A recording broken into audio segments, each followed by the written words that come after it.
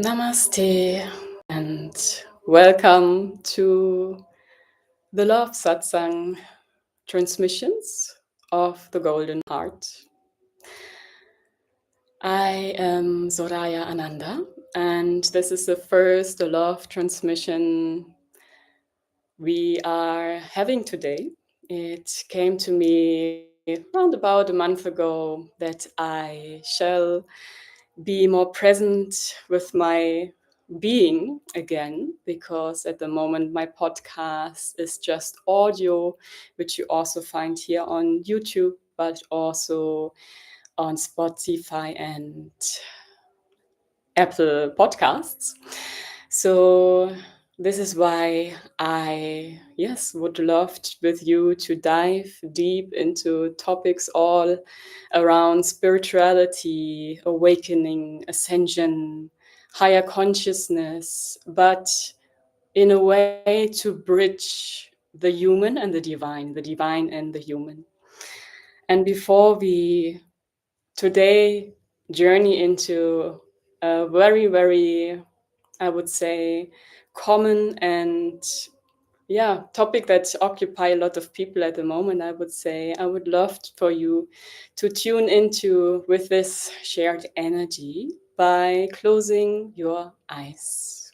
So let's close our eyes and just land here for a moment together in this space to breathe together into the heart. And if you want, you can also place your hands on your heart with deep inhales and exhales landing, so that anything that was before and everything that will come afterwards just can flow away and make space for this present moment. And depending how often you are in your head or in the doing, this may take some time to be fully present and anchored in your heart. Especially nowadays where everything is so fast, constant swiping, constant inputs from all forms and all sorts of things.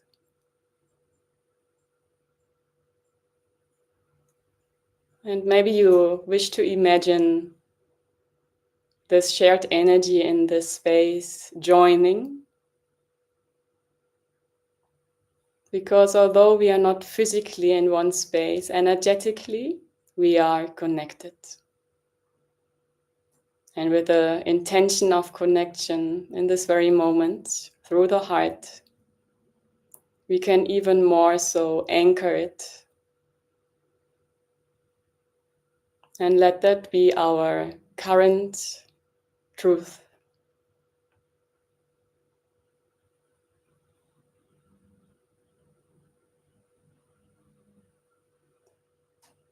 So let all thoughts that have no space in the here and now be what they are, without engaging, without analyzing, without interpreting. To have a clean slate of presence, listening, and if you wish, engaging in the context of today's topic, which is when everything falls apart, the sweet invitation of the tower moment. And then let's take a deep breath into our hearts and let this out through the mouth. 2 more times, inhaling into your heart. And exhaling, releasing. Very last time, inhale. And exhale.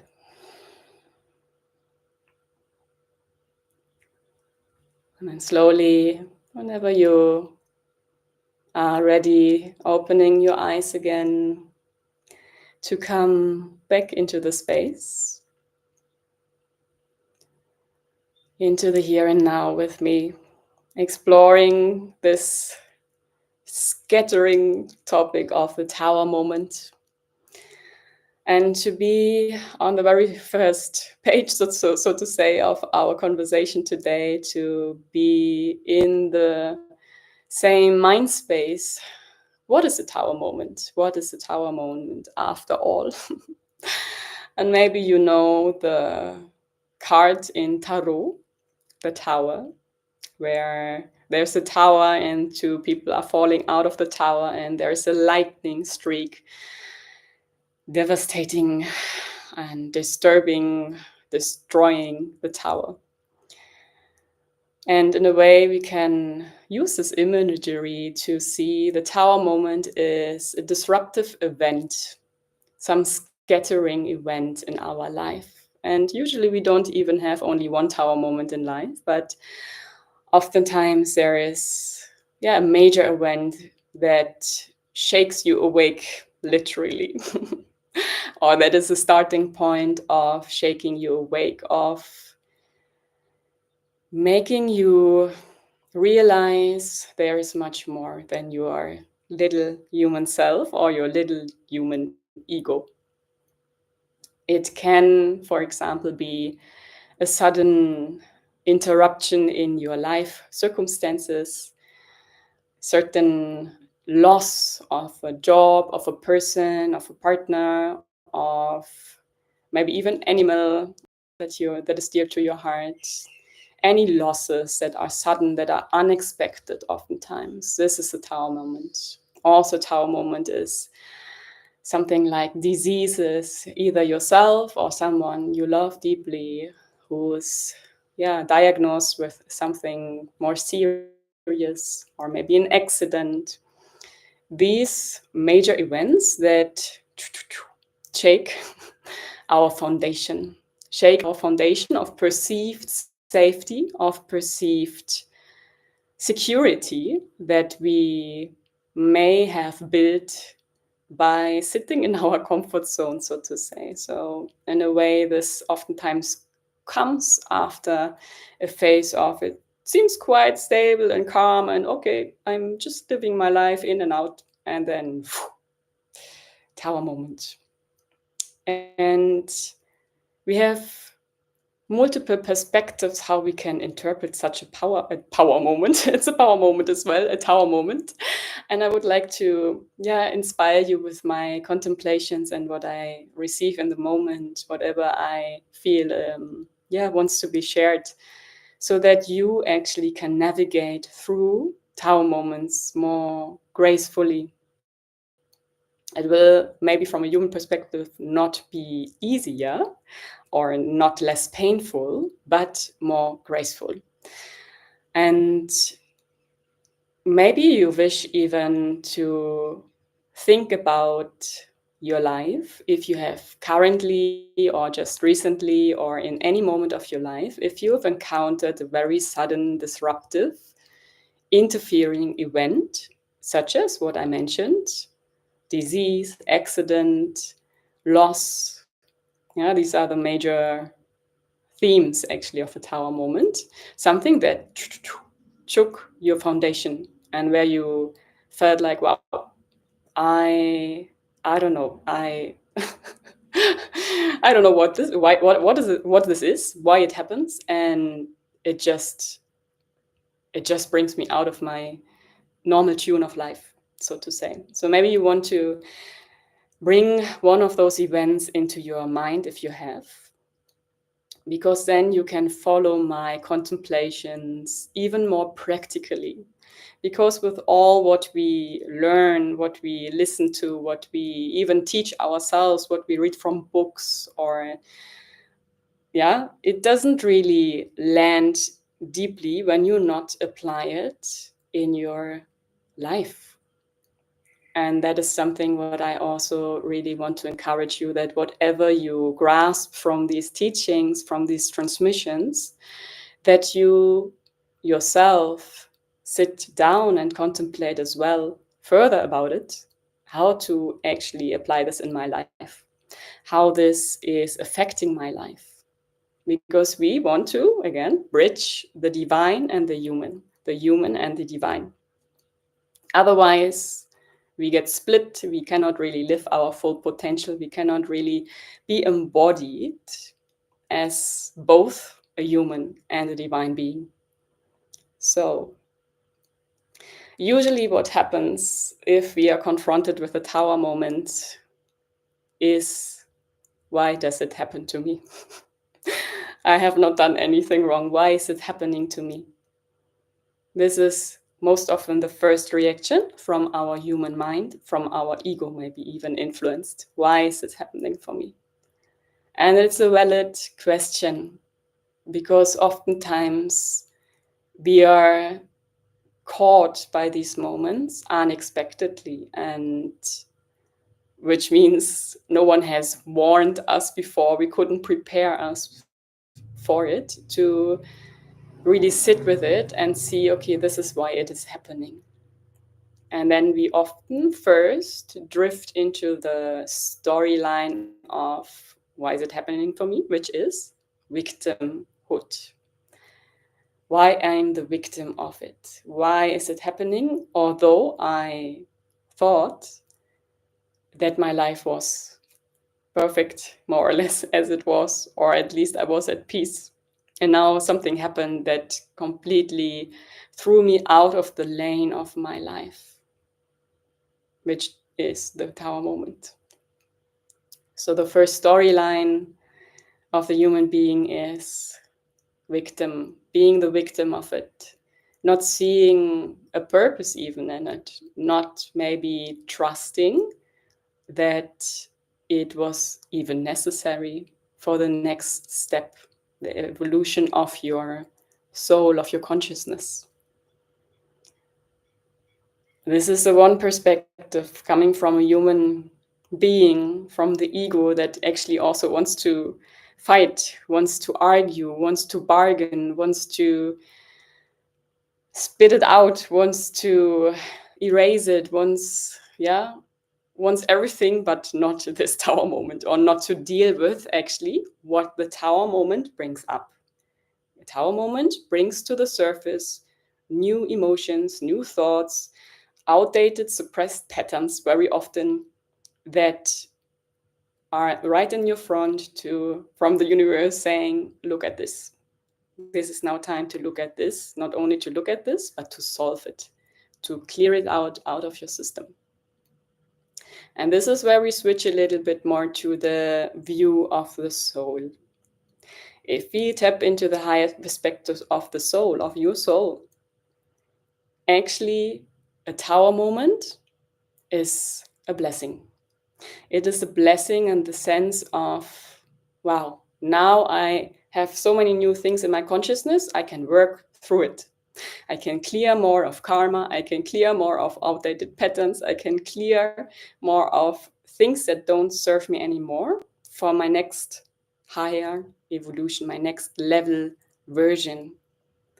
Because the soul, not memories, maybe not soul, the only, but one of the major topics of the soul is growth, is expansion, is integration, is getting to know oneself even deeper. And with a tower moment, by that, your human being is pushed into evolution, is pushed into expansion. Because usually, and you maybe can also reflect on yourself, most people, not all, most people, they only act when it is really necessary, when it's really red traffic lights, so to say. And the tower moment is even past red traffic lights. So maybe even before the universe, the divine, has sent you some glimpses, some pieces, and you have always like, oh no, I don't have to deal with that. You have always ignored it. You have always looked in the other direction of what actually the universe wanted to tell you. Like, look at this. This is something you need to solve to evolve. And if that doesn't happen, from your own initiative.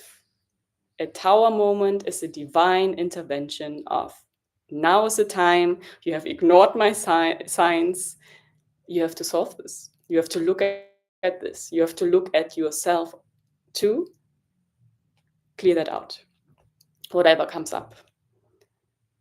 So the tower moment, I say that again because it's a very, very important thing to remember, to anchor in your consciousness and subconsciousness, that a tower moment is a divine intervention, a divine course correction, we can also say. It course corrects the route you've taken to bring you again on the truthful path. Not necessarily right path, but the truthful path, which is in alignment with your soul. Alignment with your soul. So a tower moment from the soul's perspective, from the higher level perspective, is a blessing. It course corrects you to get on track again, to see clearly, very, very clearly. And that comes with a lot of pain, oftentimes, or suffering, where the human comes in again, because that human judges, the soul doesn't judge. That now I have to face it. Now I have to work through that. Now I am called into my next level version.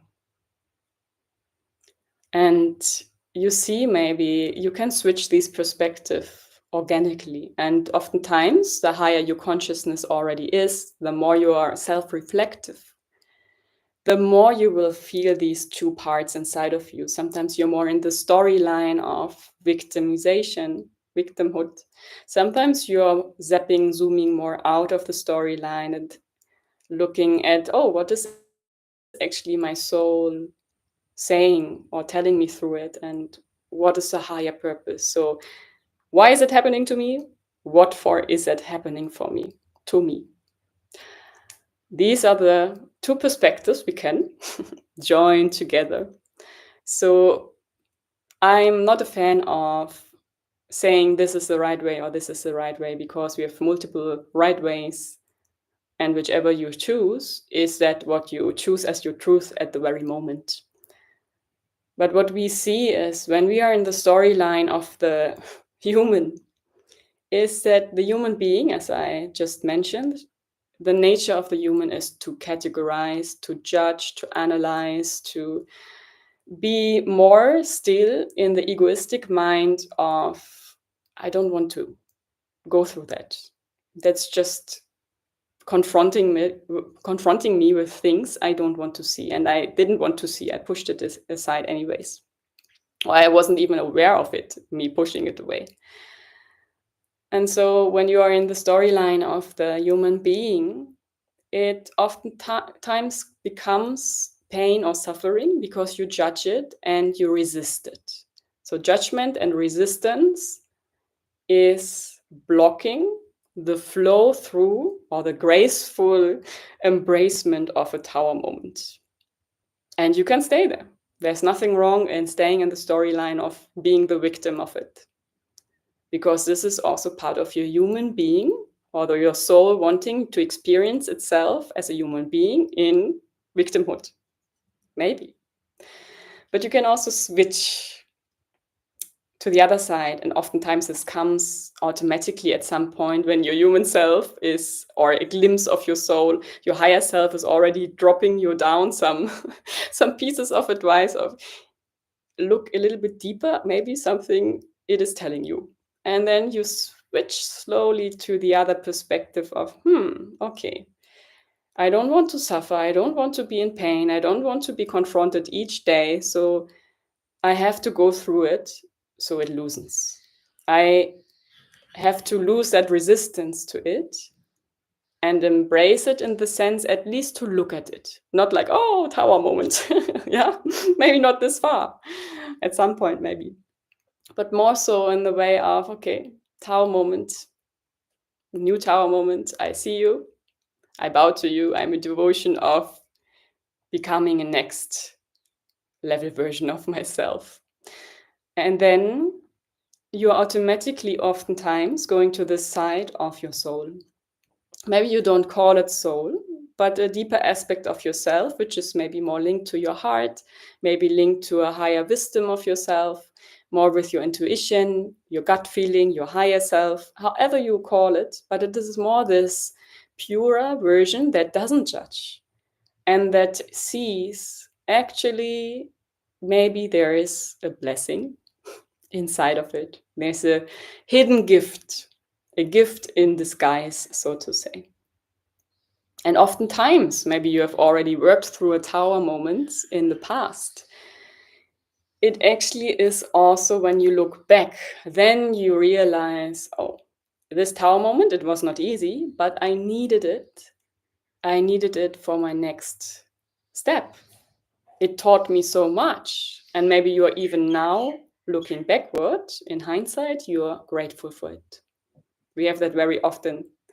We have to go through it, or we have to actually move out of the humanness, out of this entanglement of, I don't want to go through this tower moment.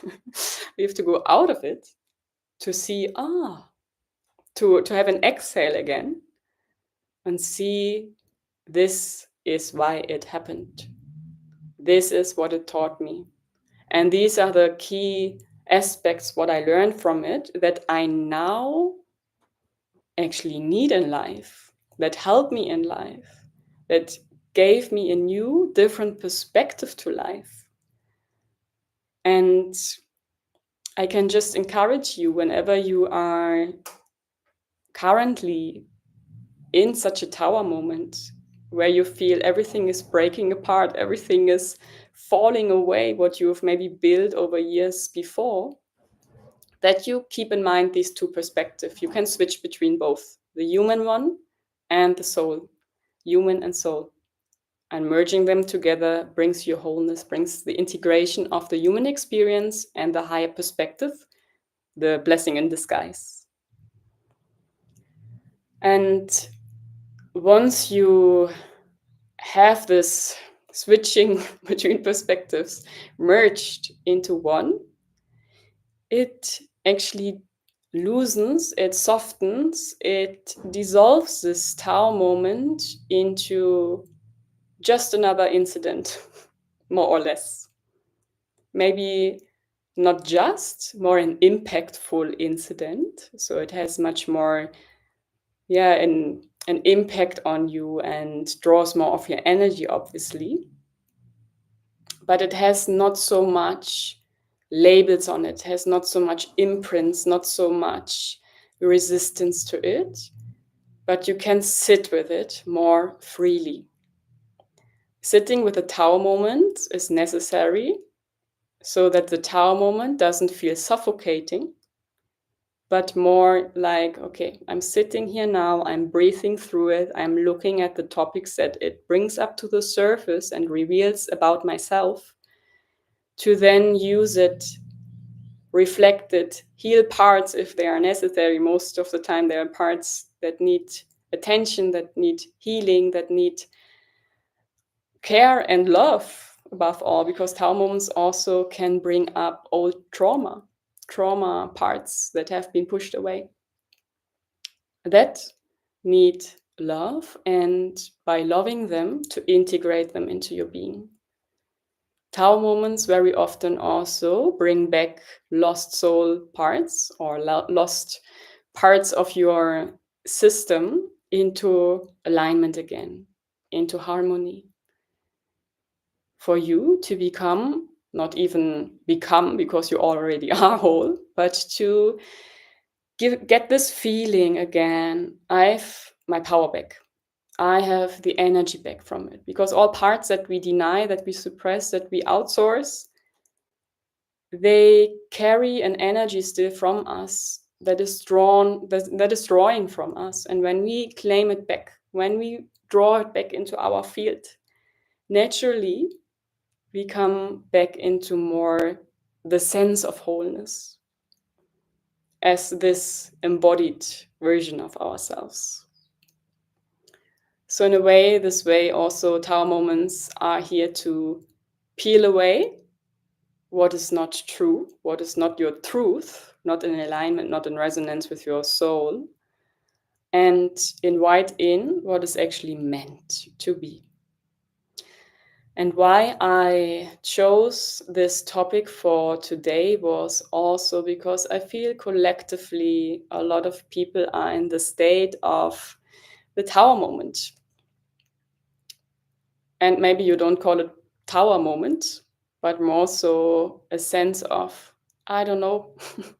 I just don't know anymore. I don't know what to do, what to be, what not to do, or what not to be. Like a little bit of, I have no clue who I am, where to go, what to do, and even what I did or thought I would do, or what my purpose would be, or who I am somehow is blurred, is confused, is stuck, maybe even. Why? Because collectively, I always call it the collective purging. We are collectively going through a phase of letting go not only our individual things, like karma, patterns, false identities, masks, which is actually also adding to the collective account, but also ancestor stuff, lifetime stuff. And some souls, I believe at least, have also taken on more than just their own topics, their own, not only their own karma, so to say, but a collective karma to purge that as well. So it's a collective purging, what I feel is happening. And therefore, a lot of tower moments happen because we are kind of like shaken. It's a little bit like, you can imagine, like an earthquake energetically. An earthquake energetically taking each one of us into this disruption of, this has to die because we want to birth something new collectively. Especially the last 2 years have intensified this feeling of, I don't know, somehow I'm like in a washing machine. I'm constantly in a washing machine. I'm constantly like letting go and inviting in. Sometimes I'm confused. Sometimes I'm exhausted. Sometimes I'm totally lost. Sometimes I feel stuck. So all these feelings, just to confirm you, maybe even to give that a validity, is valid that you feel that. It is valid that you feel that. You are not the only one feeling like this. It's also a way of a lot of people being in the unknown, thrown in the unknown by a tower moment or multiple tower moments. And usually, if you ignore one tower moment or your ego resists one tower moment, the universe, the divine, will send you some more tower moments. Yeah, so better sit with it, better breathe with it instead of resisting it.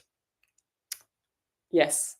So a lot of people are in the unknown, or you can also say in the void state, in the cocoon stage, the in-between state, the ego death, or dark night of the soul state. All these terminologies actually point to the very same thing, which is stand still. Stand still, look, feel, reflect. Let that go and invite that in. Let that go and invite that in. Let that go and invite that in. It's like an inventory of your system. And in parallel, actually, what we not always have to think consciously about, your whole system is upgraded. Your body is upgraded. Your physical body, your energetic body, your consciousness is upgraded. And upgrading means the outdated has to vanish, or if something is still valid from it, it has to merge with the new. And I've also talked already in my videos about how I see, or how you can see from a quite masculine perspective, the human system, really like like having an operating system or mini programs installed, and you can have updates and upgrades, and we all go through them automatically. We can also consciously invite them in if we are guided to or called to. But what happens collectively, globally, in a sense, we can say there's a huge new program downloaded to a lot of people at the same time. I mean, not really the same time, but the same time frame, where a lot of people getting downloads for this new Earth template. And there are some code, you can say, the code of this program. Some codes are the same for all people, and some are individual, depending on what this soul is here to birth in you, to bring into the world. So each one of us has similar or same codes even, and additionally has very specific key codes only that soul came here to bring with. And then there are soul groups of having similar codes to share a specific mission within this whole bubble of New Earth. Yeah. So probably I will dive into that also more deeper during the next times when we discuss these topics further, because it's just a very interesting topic I feel a lot of people are occupied with. But you can see tower moments, to come back to our main topic. You can see tower moments really as an accelerator for this movement, the New Earth movement, the higher consciousness, the evolution of humanity. Tower moments, as I said in the beginning, are for most people required to wake up. Otherwise, the system of the human is still somehow programmed more to, okay, if I'm not asked to do anything, I just sit there on the couch and watch television or play games, or maybe at least read a book. But that also means it is natural to have a tower moment. And even for myself, I'm a self-reflective person. Yeah, even me. Yeah, tower moments come to everyone, no matter how advanced or how much more of personal development you already have done. Tower moments are almost inevitable. And if you tap in the soul, I had here my soul, here my human. If you tap into the soul level, in the soul level, the soul is like, finally. As a human being, sometimes we are so limited, so restricted, and sometimes we even feel like something has to change. Otherwise, I'm circulating in the same pattern. And then when this tower moment comes, at least the soul has ignited your human being, like, now I know. Now I have the new next steps unlocked. At least I know these feelings of, and maybe you know them as well, of, I know something has to change, but I don't know what it is. So please tell me, please show me. And sometimes it's gracefully. Sometimes you get your transmissions gracefully from your higher self or from outside by synchronicities, for example. But oftentimes it's timed somehow. It feels timed. Like, okay, you cannot evolve further than humanity has already evolved. Yeah. So your evolution stops in a way a little bit, or is slowed down at least. So the whole collective can catch up. Not really catch up, but that the whole collective is journeying together. You cannot just sit in your room or in the cave in the mountains and meditate. You can do that. But at some point also that stops. And the way of, okay, yeah, you have found your peace, you have found your mind is going away, you found what you maybe wanted to find by going in the cave. But at some point, at least that's my opinion, to this current time quality, we have also to say to this current time quality, with this state of consciousness we are in, you are called to go out again and to activate your codes inside to share them.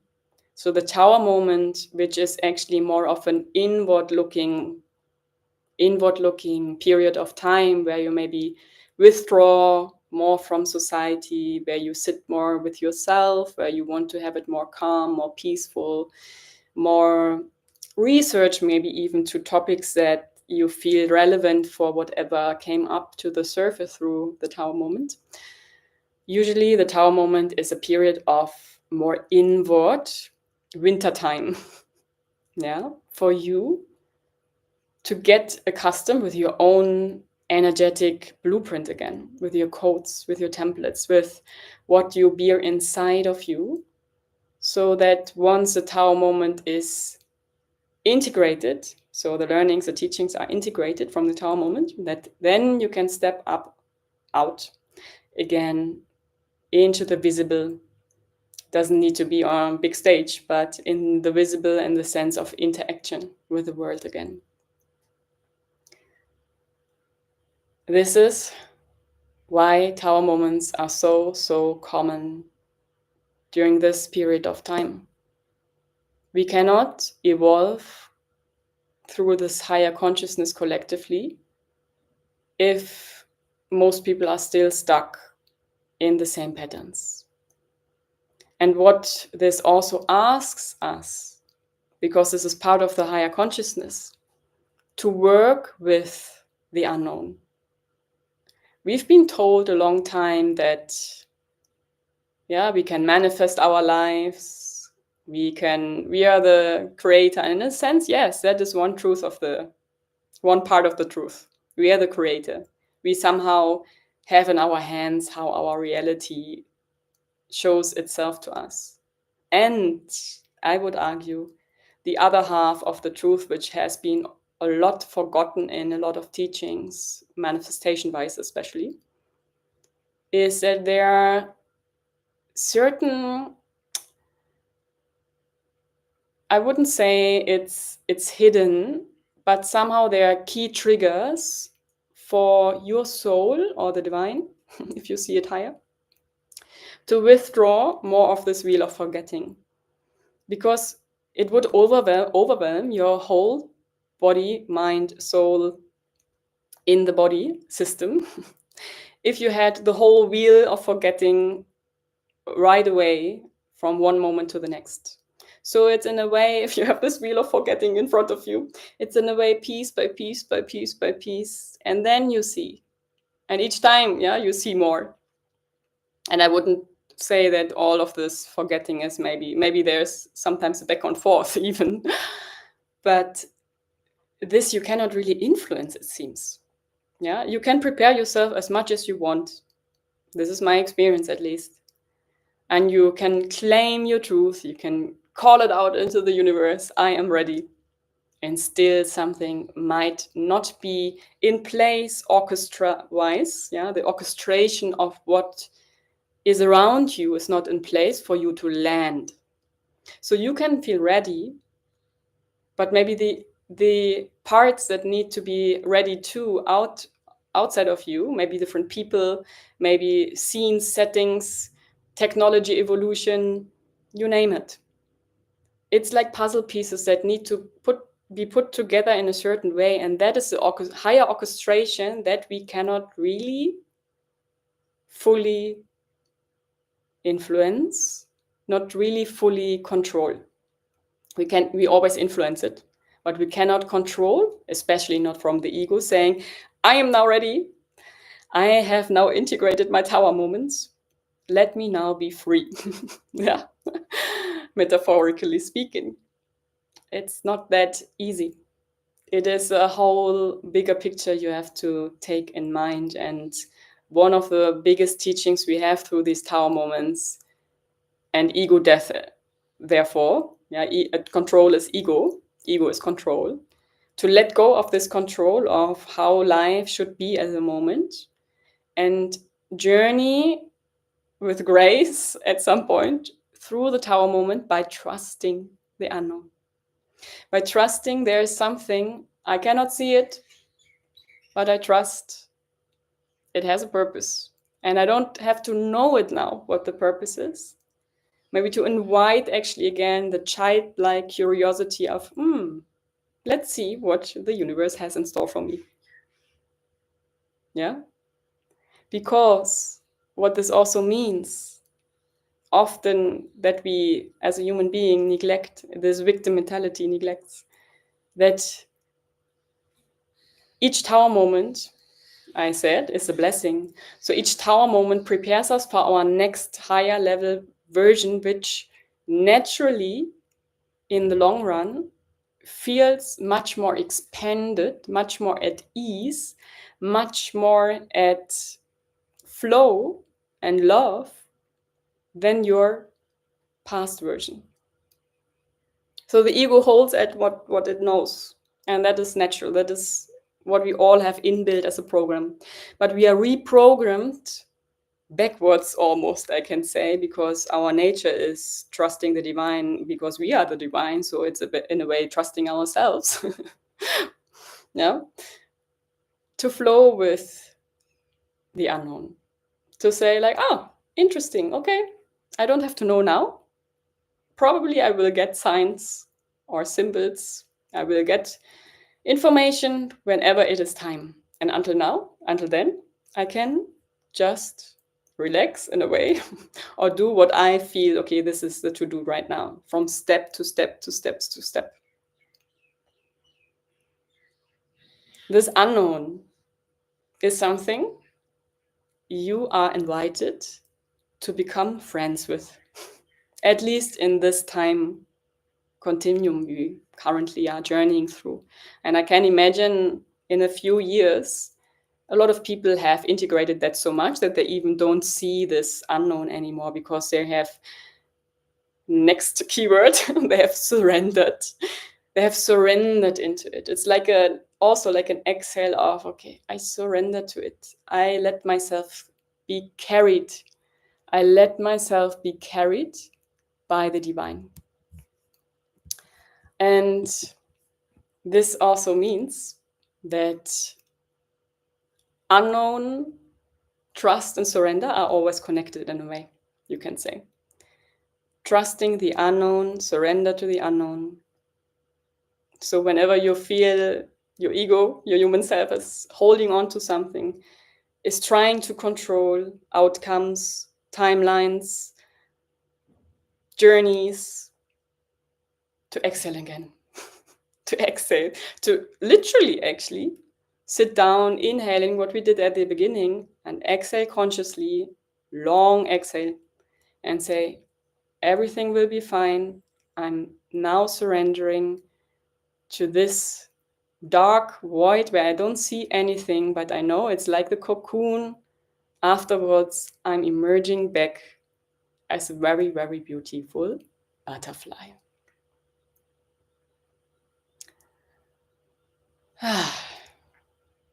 And I know it is from a human perspective not easy, but I feel also the more we sink into this, the more we also acknowledge both our humanness of wanting to get out of it and the soul saying, oh, yes, expansion.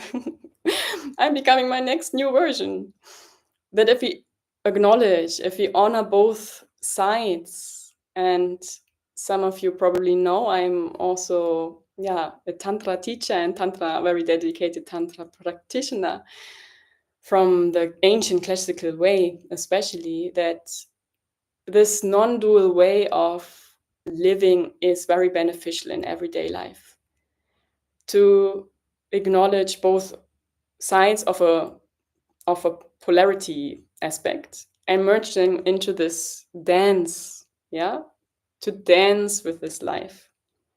This is not always easy, but this is like a muscle you can train of, okay, and now I'm here, now I'm here, now I'm here. And actually, if you wanted, you can even put yourself in the position of the divine seat and say, oh, this is interesting. That's the soul. That is the soul and the human experience. And they dance together and they play. And at some point, they will merge together and will see and realize, all of this is my divine creation, and we co-create this whole game together. Because if you are in the soul seat, not in the human story, you will also sometimes feel like, okay, somehow this game is sometimes really ridiculous. Yeah, and if you're at the stage of even finding your own patterns, your own belief system, your own stuckness, your own circulating and resisting this tower moment, if you feel that point where you feel that is ridiculous, congratulations, because this is one stage out of the cave of the tower from a human perspective. Yeah, it is coming into your sovereignty even more, into into the humor of life. And I know I also sometimes get caught in entangled in my emotions. And once I transition through this, I'm like, interesting what my soul wanted to experience through this. So if you can detach from your own judgment, also the judgment of having these experiences, these thoughts, these emotions, these patterns, this circulating with non-judgment and a non-dual way of approaching it, a lot can feel much more peaceful. And you can transition through this tower moment in a balanced way, let's say, in a balanced way. I'm not saying tower moments can be, depending on what you experience, can be very, very, very harsh. But if you then again tap into your soul and acknowledge this is what my soul chose to experience, and the tower moment was one way of having that experience, then you can also, in a way, clap yourself on the shoulders and say, wow, what a powerful soul to have gone or have chosen this to go through. That, my loves, is a tower moment. So what is the invitation? Many invitations, actually, if you think back about what I talked, many invitations of the tower moment. And if we sum up, it's especially seeing the tower moment from a higher perspective, that it is a blessing in disguise, that it wants to free you from what doesn't serve you anymore, that it is a divine intervention of helping you, of supporting your limited mind or ego system to see clearly, more clearly, and to become more conscious about what holds you back to live your full purpose and your full potential as well. It is also an invitation to trust and surrender to the unknown. And it is an invitation to be curious rather than fighting it, to be curious again, and to affirm in your internal world, like an affirmation that, in a way, I mean, it's a saying, but this shall pass too. This is just a phase. And yes, sometimes tower moments can also take years, if that is something your soul chose. But in the end, I feel even those going through a very long tower moments are also preparation, I can say. They are a cocooning preparation phase to then afterwards emerge, come out into a very, very much more aligned version, aligned to your soul, aligned to the divine, aligned to higher consciousness. And that is what we collectively go through. The alignment, this is our collective new evolution. And there is this one mechanism of the divine in place of, a little bit like, not love bombs, a little bit is a love bomb, like tower bombs on the earth to shake us awake, literally and metaphorically, to shake us awake. that's a Tao moment. And if you're currently in a phase where you feel you have lost everything, and everything, by the way, is also a generalization, so maybe you focus on what's still there. Yeah. But if you are in such a phase, I invite you really to explore these two perspectives of your human self experiencing it, being in the story, and tapping into your soul, zooming out of the story. And even when you are in a story, yeah, I love talking about stories because we all are very good storytellers, yeah, as humans. At least make it your main character in this lifetime. So many people, I feel like, play side characters or minor characters in their own life. I mean, obviously, you are a side character for someone else's life, but in your own life, be this main character. And this main character, if you have any movie in mind, this main character goes on this very well-known hero's journey. And your soul also wanted, oh, exciting. I'm incarnated in a human being and I want to explore life and go on my own hero's journey. And every hero also has at least one Tao moment. Otherwise, it would be boring to watch. Yeah. So, this is my invitation for you today.